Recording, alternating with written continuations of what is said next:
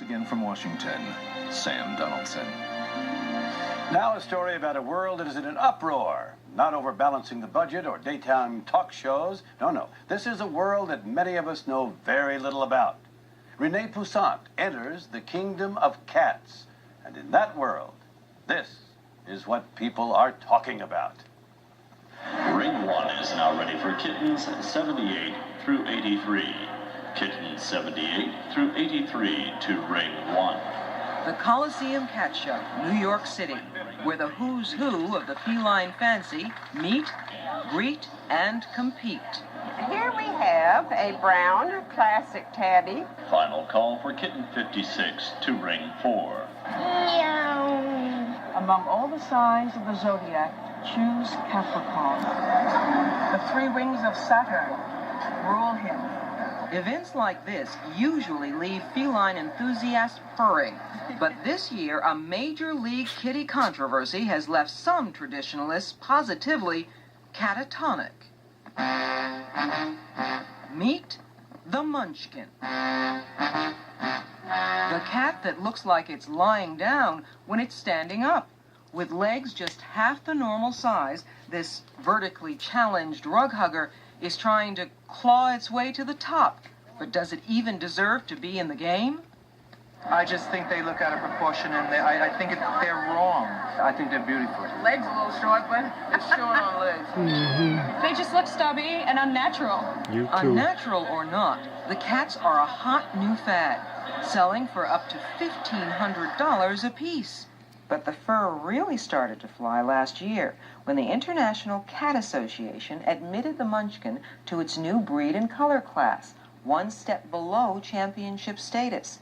The board vote was anything but unanimous. Lack of Dissenting board member Patty Andrews. It is definitely the Frankensteining of cats. How do you respond to that? Bartender and Munchkin breeder Paul McSorley. We haven't created this. These cats are a product of nature. We didn't. It's not like we chopped off their limbs and sewed them together. People who breed pedigreed animals like to play God.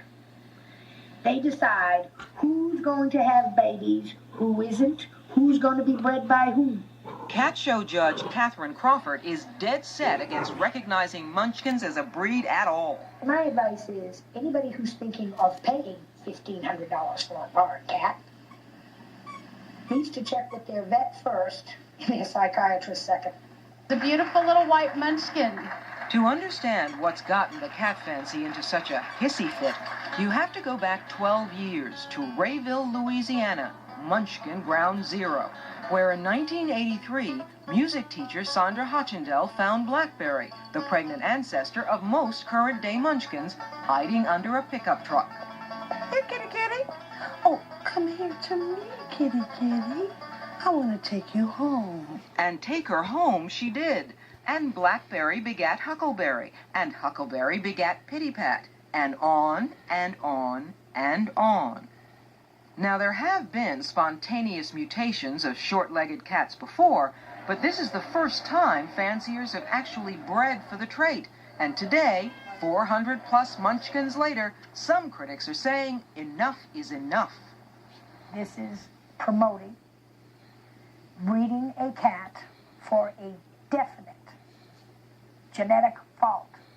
Selective breeding has already created some pretty weird variations in the feline realm. Cats with ears that fold down, ears that curl up, even a hairless cat, the Sphinx.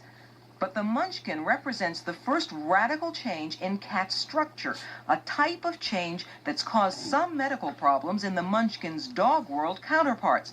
But the pro-Munchkin brigade claims they've seen no evidence of this so far. The spine is normal, the internal organs are normal, the brain is normal. The only thing that the Munchkin trait appears to affect is the length of the long bones of the legs. A lot of other people are used to looking at cats and saying, oh, that's quite normal. And then they see a cat with short legs and something strikes them, and they say, holy smoke. The something that strikes them may be the way a Munchkin moves, more like a rabbit than a cat. Some also complain the Munchkin can't do other catly things like get to the top of the kitchen counter in a single bound. Munchkins frequently procreate in the missionary position, which is not what most cats normally do. But what unsettles some cat lovers is not how they procreate, but the end result. Munchkins often have mixed litters of short and long-legged kittens. Might this bring on a kitty complex?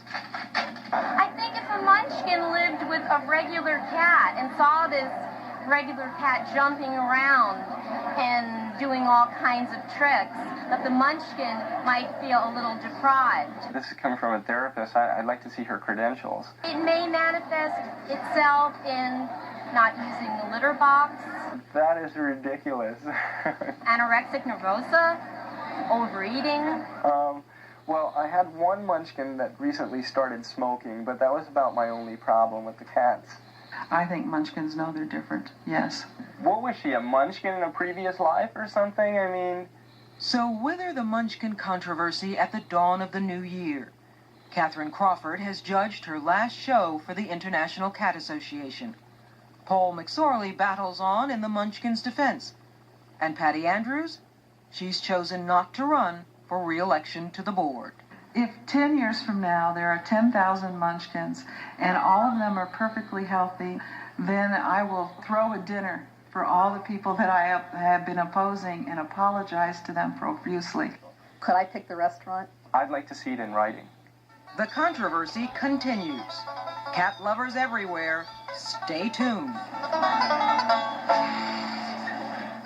If they encounter any medical problems in their cats, Munchkin lovers promise they'll stop breeding them.